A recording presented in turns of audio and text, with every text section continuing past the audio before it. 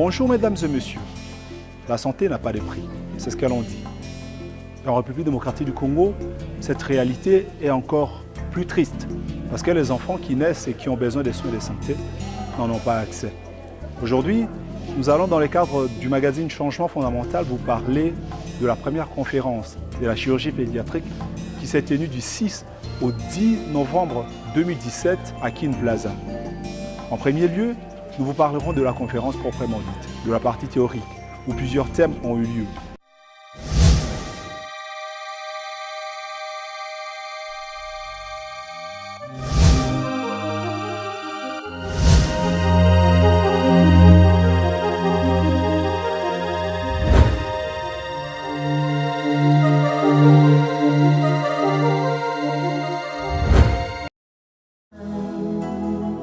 When we heed a certain call, when the world must come together as one, there are people dying.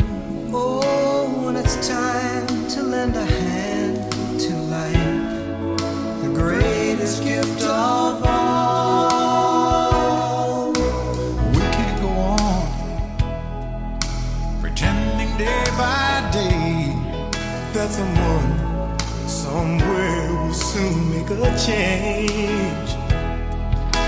We all a part of God's great big family.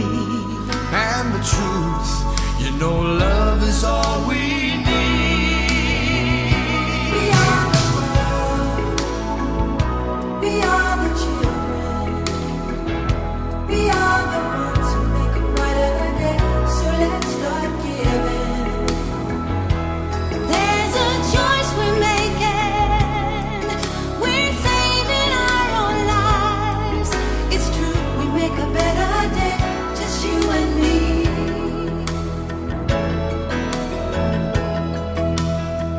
Well, send them your heart so they know that someone cares, and their lives will Be stronger and free, as God has shown us by turning stone to bread. And so we all must lend a helping hand. We are the world, we are the children, We are the one to make a brighter day, so let's start giving. oh, there's a choice we're making. We're saving our lives. It's true, we make a better day, just you and me. When you're down and out, and there seems no hope at all. But if you just believe, there's nowhere we can fall. Well, let's realize, oh, that a change can only come when we Stand together as one.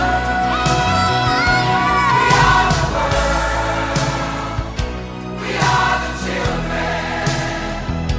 We are the ones who make a brighter day. So let's start giving. There's a choice we're making. We're saving our own lives. We'll make a better day, just you and me. We are the world. We are the children. We are the ones who make a brighter day, so let's start giving. There's a choice we're making. We're saving our own lives. It's true, we make a better.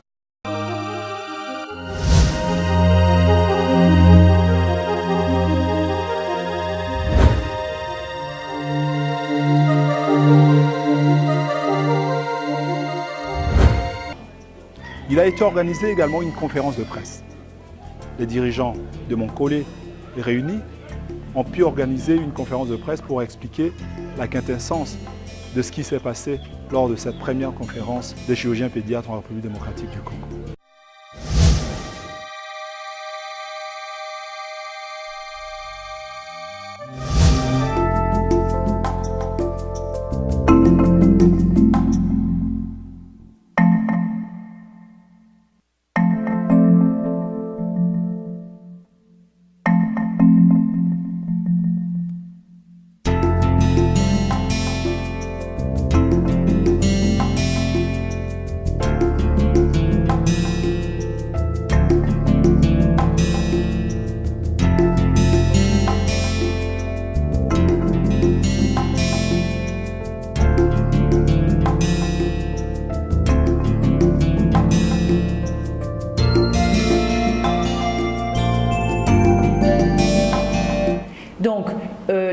ici est de créer cette école de chirurgie pédiatrique, donc pour les enfants, ce qui est conforme au projet national et gouvernemental de la RDC, qui souhaite créer des sous-spécialités à la chirurgie.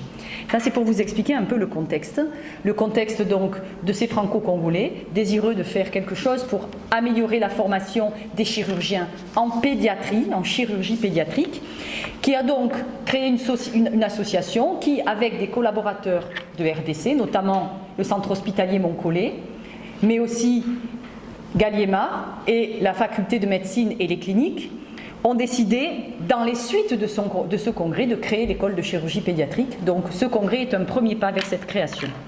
Je suis Wilfried Mbombo, je suis médecin et animateur. J'ai aussi une deuxième casquette, c'est que je suis le président de la Société d'anesthésie et réanimation de la République démocratique du Congo, SARDC en sigle.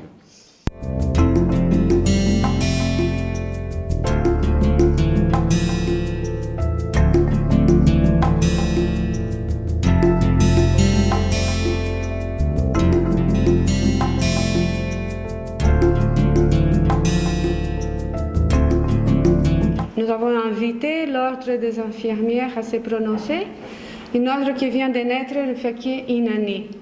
Donc, savoir qu'est-ce que l'ordre des infirmières, qui est l'organe qui donne la réglementation de l'exercice de la profession infirmière et qui protège le public, avait à dire sur les spécialisations aussi des infirmières en chirurgie pédiatrique. Nous avons la participation encore de nos deux collègues infirmiers qui sont avec nous pour la préparation du matériel, la préparation du bloc et des suivis en post-op de patients que nous avons opérés. Et les suivis post-opératoires se fait notamment dans le prélèvement des signes vitaux. Nous suivons le pansement, la plaie, comment elle évolue, l'état de conscience du patient, de l'enfant qu'on a opéré, mais aussi de l'accompagnement des parents et la famille en fait qui viennent laisser ses enfants pour les prendre en charge.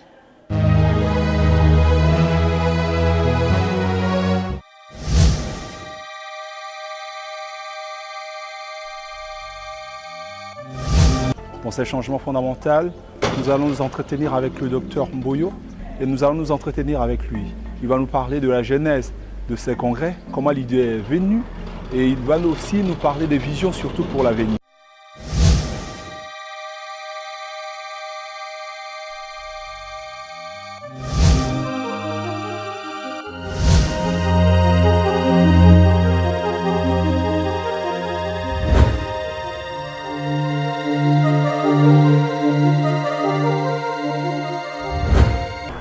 Voilà, je suis le docteur Antoine Boyo, chirurgien pédiatre exerçant en France, président de l'association franco-congolaise de chirurgie pédiatrique qui vient pour la première fois organiser le congrès de chirurgie pédiatrique axé sur la chirurgie néonatale.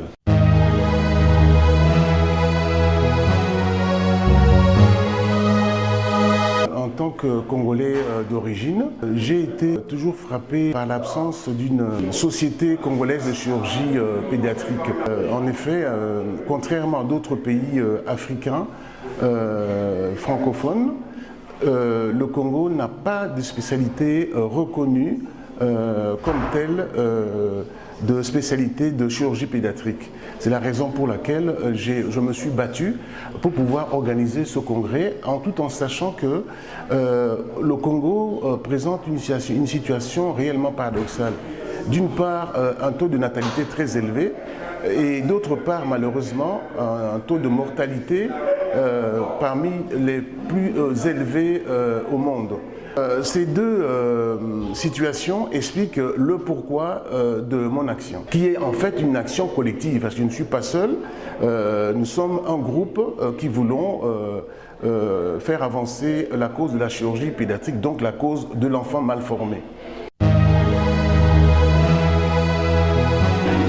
Je constate d'abord un engouement, ce qui est très positif, un engouement très important de la part de la communauté médico-chirurgicale congolaise.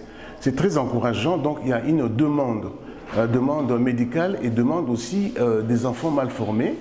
Et c'est deux éléments qui m'ont paru très encourageants. Le thème, c'est la chirurgie néonatale. C'est-à-dire que tous les enfants qui sont mal formés et qui, au Congo, malheureusement, meurent généralement. Nous devons donc améliorer la situation et nous avons abordé ce thème de la chirurgie néonatale, les urgences néonatales des enfants qui naissent et qui tombent malades et pour une cause chirurgicale. La République démocratique du Congo est parmi les meilleurs pourvoyeurs de mortalité néonatale et infantile après l'Inde, le Pakistan et le Nigeria. Le problème est simple, il est lié à la formation des jeunes chirurgiens et à la formation de jeunes pédiatres, parce que la prise en charge de l'enfant n'est pas que chirurgicale. Plus que dans les autres branches de chirurgie, la collaboration est capitale. Nous avons besoin des anesthésistes pédiatres pour endormir les enfants, nous avons besoin des réanimateurs pédiatres pour les prendre en charge par la suite. On ne peut pas obtenir des résultats immédiats. Donc il faudra beaucoup de patience, beaucoup d'efforts et surtout beaucoup de sacrifices de la part des médecins, de la part des formateurs, aussi de la part du gouvernement congolais qui doit absolument nous soutenir dans notre action. Pour l'avenir, je pense qu'il faut surfer sur la vague, c'est-à-dire qu'il faut continuer l'effort d'information et de formation. Les deux sont liés, et puis un effort de collaboration entre les services de chirurgie générale, chirurgie pédiatrique, pédiatrie, réanimation, radiopédiatre, et aussi une collaboration avec les médecins, les hôpitaux de l'intérieur du pays du Congo, de la République démocratique du Congo. Vous savez, l'infrastructure est un faux problème. Même un excellent chirurgien peut travailler dans des conditions même difficiles. Mais un mauvais chirurgien, incompétent, même si vous le mettez dans une structure extraordinaire, il ne pourra rien faire. Donc c'est d'abord la formation des hommes qui est capitale. Le reste suivra. Ce sont deux experts internationaux que nous avons invités, qui vous prouvent l'intérêt international de ce congrès. Parce que pour pouvoir avancer dans notre projet, nous avons besoin d'aide et d'expertise. Et voici deux exemples frappants. Ici, comme on a l'opportunité d'avoir plusieurs spécialistes de plusieurs régions différentes de la planète, certains de nos collègues qui ont une spécialité sont en train de faire des interventions chez des patients du Congo qui ont besoin de leur expertise. Comme hier, nous étions au bloc opératoire, nous avons quand même réussi à faire 3 cas, dont des enfants avec des constipations, un enfant qui avait un problème de malformation anorectale. Alors cet enfant qui faisait c'est caca par un petit trou qui était au niveau du scrotum, dès aujourd'hui, va commencer à faire ses selles régulièrement au niveau de son anus qui a été réparé hier. Alors, c'est vraiment ça le but de cette mission, c'est d'essayer d'aider et d'amener notre expertise pour améliorer la qualité de vie de la population pédiatrique, au moins de la République démocratique du Congo. Ici, c'est seulement un préliminaire à un plan plus prolongé qui s'agit de faire une école de chirurgie pédiatrique et de développer l'expertise de la chirurgie pédiatrique dans la République démocratique du Congo, et nous espérons y participer activement au développement de cette faculté. Mais je dois dire, je suis au CHU Saint-Justine qui est à Montréal, Québec, et nous sommes un centre universitaire mère-enfant à peu près de 400 lits où nous avons toute l'expertise en pédiatrie, en chirurgie pédiatrique, en investigation pédiatrique. Alors, la prise en charge des nouveau-nés avec malformation congénitale se fait très rapidement dans notre institution. La raison, c'est que dans notre institution, à peu près 90 à 95% des malformations congénitales sont diagnostiquées en période fétale à l'échographie obstétricale qui est faite entre le premier et le deuxième trimestre. Alors souvent, nous avons l'opportunité, une fois que le diagnostic est posé, de continuer l'investigation pour s'assurer de l'extension de la pathologie. C'est qu'une fois que l'enfant est né, nous savons exactement qu'est-ce que l'enfant a, à quoi s'y attendre, et le plan de prise en charge est déjà débuté. Parce que souvent, on rencontre ces parents-là, on leur explique quand l'enfant va naître, quels sont les signes et symptômes qu'il va avoir, dans combien de temps qu'on va devoir faire l'intervention, quelles sont les investigations qu'on peut faire. Alors, ce qui fait que pour certaines pathologies où on a encore de la difficulté à poser le diagnostic précocement en Afrique, nous, on le sait avant et le sachant avant, on peut préparer la prise en charge et ça donne des taux de survie à peu près de 90 à 95% pour certaines de ces pathologies. Alors, nous, ce qu'on espère, c'est qu'en apportant notre aide à la République démocratique du Congo et surtout à Kinshasa pour une école de chirurgie pédiatrique, certaines de ces pathologies peut-être peuvent être diagnostiquées de façon précoce aussi et avoir l'opportunité d'avoir l'intervention très rapidement juste après la naissance. Parce que souvent, beaucoup de ces malformations, si on attend 2 jours ou 3 jours avant de poser le diagnostic, il y a des complications qui se font qui fait que ça rend l'intervention plus difficile, ça augmente le taux de mortalité. Et je pense que c'est un petit peu ce qui arrive présentement à Kinshasa ou dans certains autres pays au Congo, dans certains autres pays en Afrique. Mais il y a des efforts qui sont faits pour améliorer ça. Et moi, ça me fait plaisir de faire partie de ces efforts pour améliorer la qualité de vie des enfants congolais. Je suis chirurgien pédiatre à Abidjan. À Abidjan, on a 3 CHU. Je suis dans un CHU, c'est un hôpital universitaire qui donc, a en son sein donc, un service de chirurgie pédiatrique dans laquelle je suis et où on prend en charge les enfants de 0 à 15 ans. Voilà. Oh non, en tant qu'Africain, effectivement, il y a toutes ces croyances-là. Mais il faut mettre les croyances de côté. C'est la génétique, qui explique toutes ces malformations.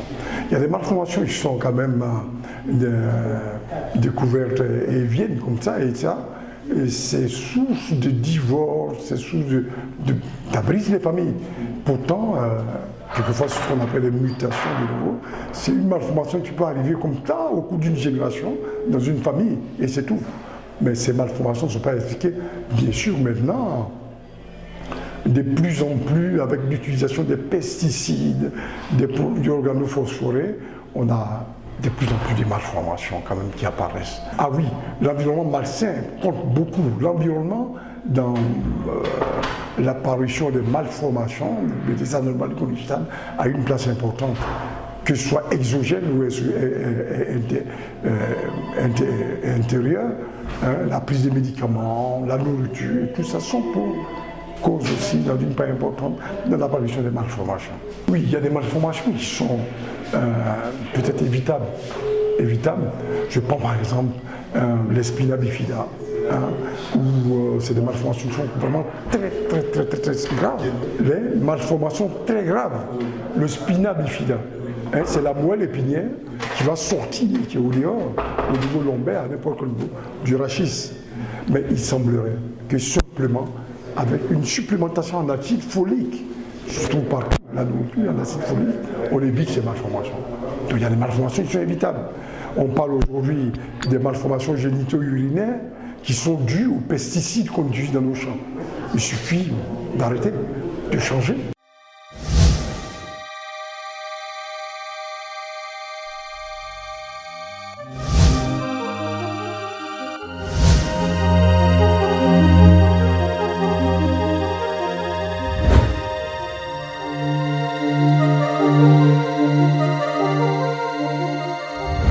Nous sommes au bloc opératoire de Moncole 2.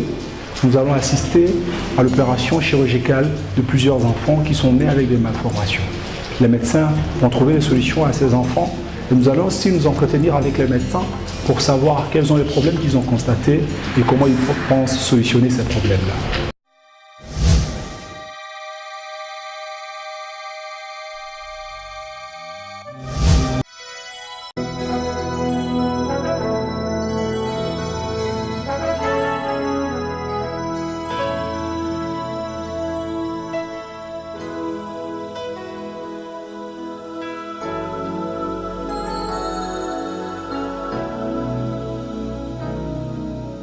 There comes a time when we heed a certain call, when the world must come together as one.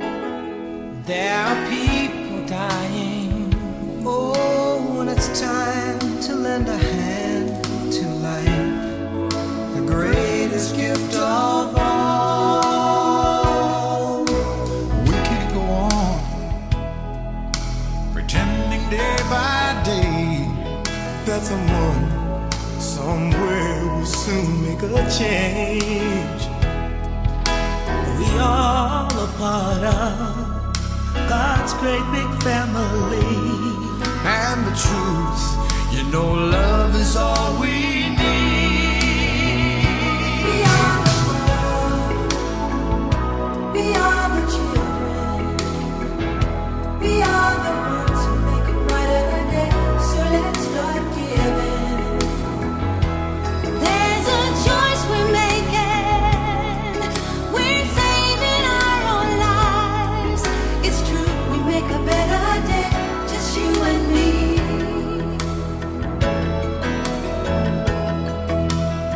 Well, send them your heart so they know that someone cares, and their lives will be stronger and free, as God has shown us by turning stone to bread.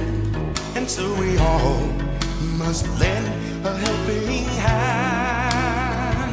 We are the world, we are the children, We are the one to make a brighter day, so let's start giving. oh, there's a choice we're making. We're saving our lives. It's true, we make a better day, just you and me.